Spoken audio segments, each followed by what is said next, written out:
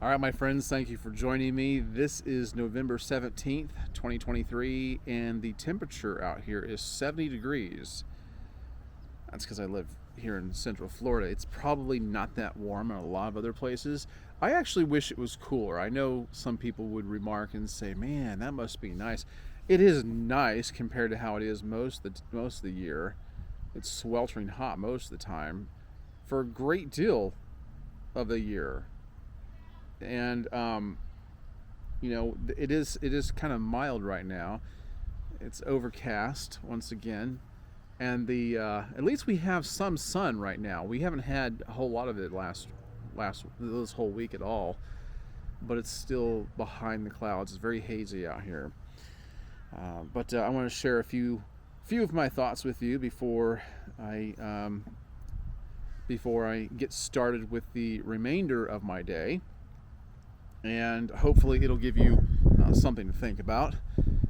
It's just a way of spending time with you, hanging out, and enjoying ourselves. So this morning I started off, you do what you do every day when you get up to get ready for work. But I have this, I always read quotes, like a page in a quote book. I have multiple quote books. And this is one of them that I really enjoy a lot. It's quite different than the rest of mine. It's called Zingers, Quips, and One-Liners. Just chock full of funny quotes. I'll put a link. If I can find this book on Amazon, I will put a link for it so you can pick it up yourself. It is fun. It says over 8,000 gems of wit and wisdom, one-liners, and wisecracks. Got a picture of Oscar Wilde in the front.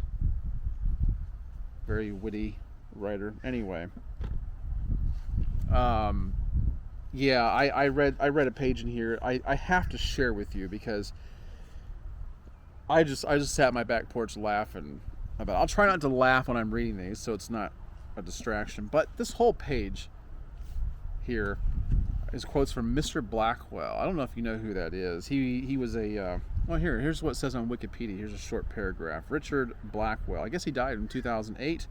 He was born in 1922. It says he was an American fashion critic, journalist, television and radio personality, artist, former child actor. I don't know what he acted in, and former fashion designer, sometimes known just as Mr. Blackwell. He was the creator of the 10 Worst Dressed Women list, an annual awards presentation he unveiled in January of each year. He published the Fabulous Fashion Independence list and an annual I can't even talk right. I've had plenty of water. And an annual Academy Awards fashion review, both of which receive somewhat less media attention. His partner of 60 years, Beverly Hills hairdresser Robert L. Spencer, was also his manager. He wrote 2 books, Mr. Blackwell, 30 Years of Fashion Fiascos, and an autobiography, From Rags to Bitches. So there you have it. That's Mr. Blackwell. It does seem like I've heard the name before. But here, let me share with you what he has said about these well-known celebrities. This guy is brutal and hilarious at the same time. So you're going to love this if you like that kind of humor. Here's what he said about Bridget Bardot, a buxom milkmaid, reminiscent of a cow wearing a girdle and both having the same amount of acting talent. Well, maybe, but for us men, Bridget Bardot was quite something to look at. On Cameron Diaz, he had this to say. He said Cameron Diaz looks like she was dressed by a colorblind circus clown. On Britney Spears, her bra-top collection of Madonna rejects are pure fashion overkill. Relax. Help is on the way.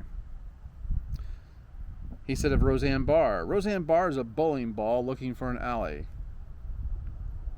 On Anne Robinson, looks like Harry Potter in drag, a Hogwarts horror. On Diane Keaton, dowdy, dumpy, and frumpy. It could be Queen Victoria on jury duty. Here's what's ironic. I actually agree with a lot of what he's saying here. He'd probably get canceled even among his own peers nowadays for saying stuff like this. On Cher, he said, any attempt to look more masculine and she will need the operation. Barbara Streisand, he said, she looks like the masculine bride of Frankenstein. Elizabeth Taylor looks like two small boys. Oh, man. Listen. Elizabeth Taylor looks like two small boys fighting underneath a thick blanket. I don't even know what that means, but it's hilarious nonetheless. Boy, he is really bright now. Okay. On Dustin Hoffman, he said, better as a woman. If I were him, I'd never get out of drag. On Madonna and Sandra Bernhard, he said, the Mutt and Jeff of MTV. Kelly Osbourne, a fright wig baby doll stuck in a goth prom gown. Although she's changed her look now. On Anne Rice, he said, Anne Rice looks like a cross between Queen Victoria and the vampire Lestat. On Andre Agassi, the 1990 Andre Agassi, he says, looked like he missed the last train to Woodstock. He's tennis's flowered child gone to seed. On Martina Navratilova, he said, the Tootsie of tennis. On Melanie Griffith, a Botoxed cockatoo in a painting by Dolly. On Celine Dion, half-sequined scarecrow, half-gaudy scrobat. Is it Abe Lincoln in drag? I don't know what a scrobat is. I don't know if this is just an error. Maybe you meant to say acrobat. I don't think so, but I looked up scrobat. I couldn't find a definition for it. On Paris Hilton, he said, from cyber disgrace to red carpet chills, she's the vapid Venus of Beverly Hills. Oh man, that really had me going in there. I laughed harder in there than I did out here, just because I've had time to process it. But I just can't imagine. I can't imagine. Actually, I would love to hear someone who could be that clever. I'd love to hear their critique of me, because I'd probably have to laugh at it. I mean, that's pretty good. It's pretty good stuff. It's pretty good stuff. Okay, today I want to share a word of the day with you.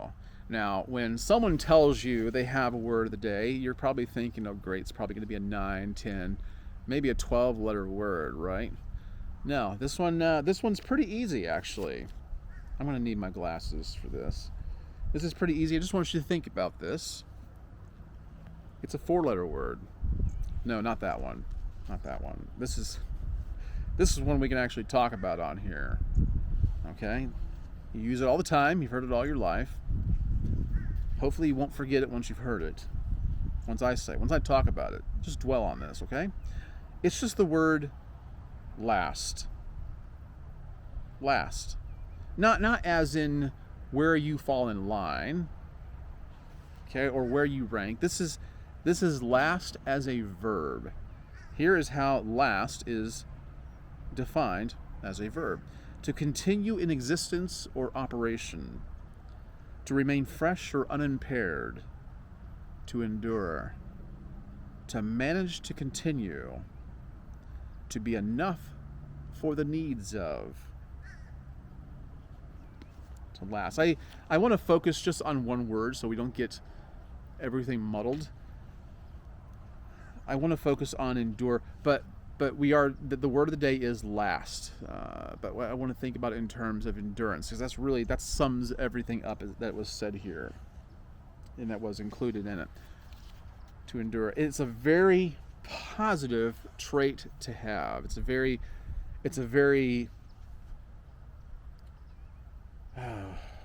worthy characteristic to embody.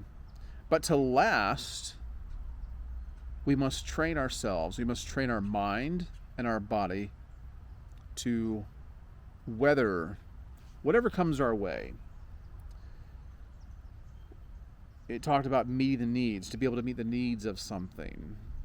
When you become a parent, when you become a father or a mother, or you get married, it's very important to know that you can provide and you can sustain the needs of yourself and the people you have in your life. It's important to prove that to yourself and to other people. It's important to be able to make it through difficult times, to endure.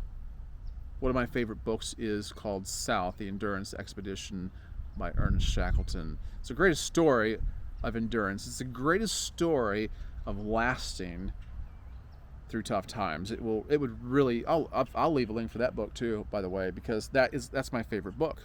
Besides the Bible, if you put that aside, I'm not saying you should. I'm just saying that if you put that aside and just look at any other books, South, The Endurance Expedition by Ernest Shackleton is my favorite one, because it will change the way you think about adversity.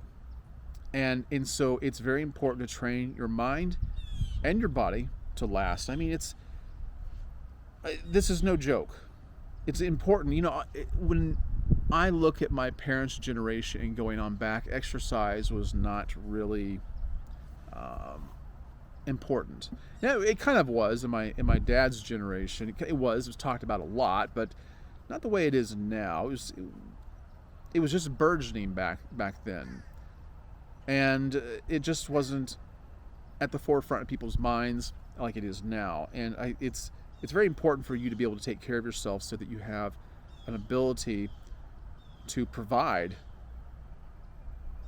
for yourself on your own should something happen to everybody else around you. You need to be able to know that you can take care of yourself. So stay in shape, take care of yourself, but not even just physically, but mentally as well. And that's probably more important than anything else, is to be able to last up here.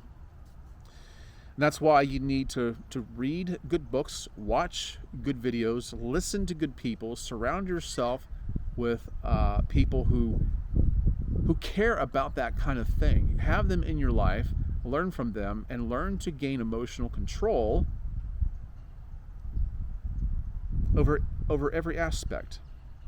Learn to rein your thoughts and your emotions in. Learn to rein them in. And don't be lulled into, dragged into, or manipulated into losing your cool and engaging in chaos and in battle. Always keep control of yourself. Doesn't mean you can't engage.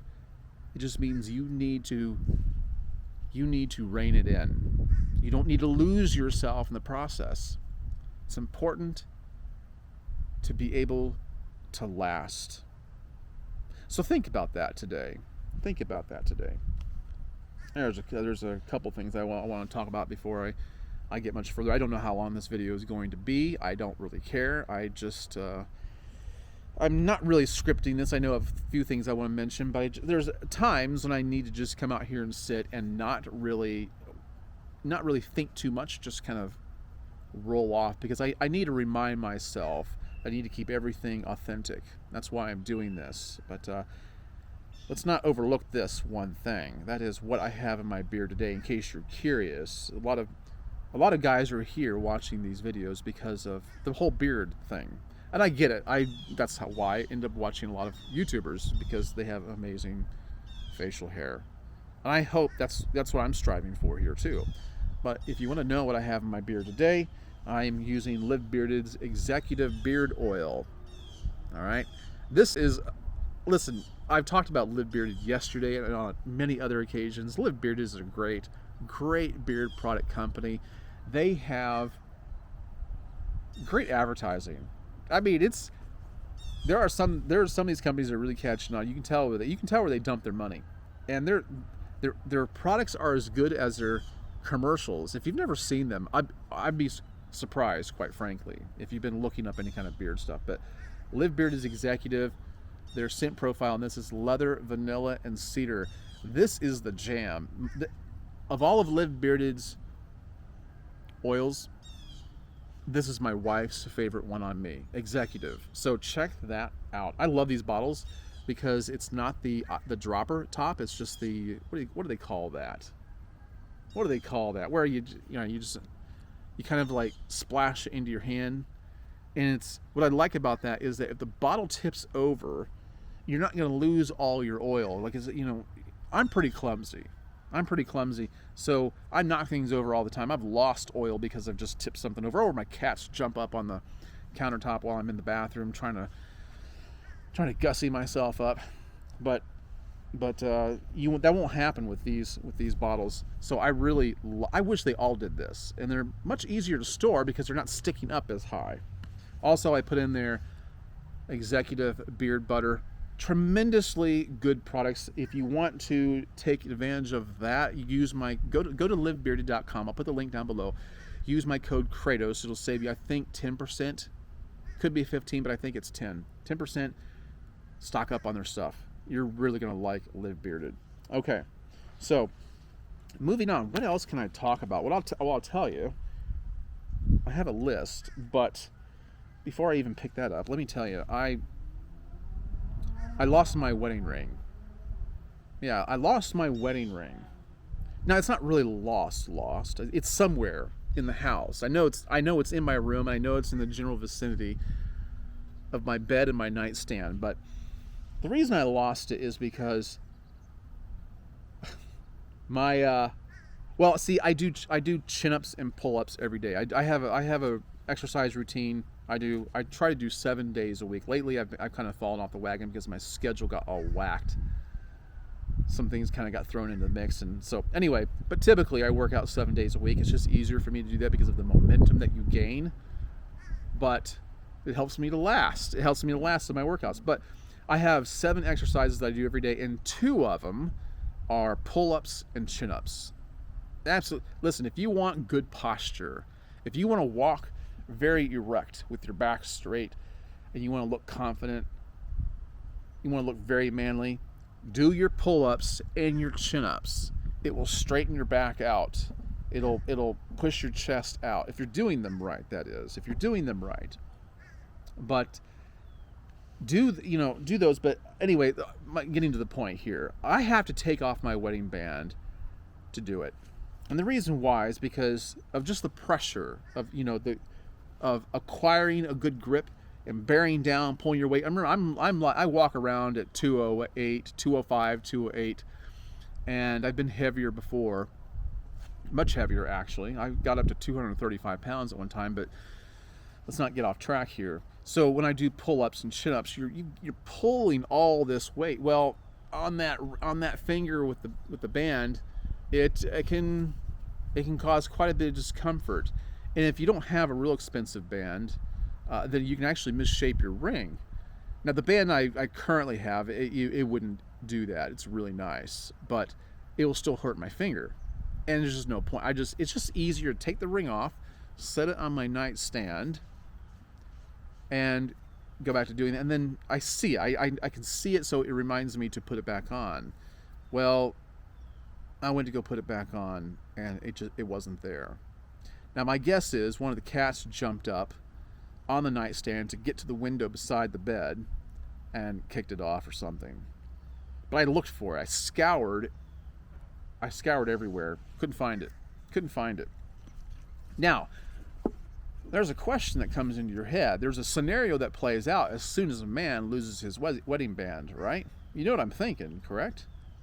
Yeah, what is the wife going to say? She's going to notice. They always notice. I don't know. Maybe it might. If she's busy, she might not notice for a while. But women look at your hand all the time to see if you're married or not. So it's a thing. It's a thing with women. If you ever lose your wedding band, do yourself a favor. Just tell your wife right away that you did. Okay? You might be a little nervous to do so because, yeah, well, she might be upset, right? But how much more upset is she going to be if she thinks, well, if she finds out later on that you lost it some time ago, you've been walking around without it? She'll question things. She'll be upset. It's just better to nip it in the bud. And if you think for a minute that about making some kind of harsh comment about how a woman acts about that, just put the shoe on the other foot.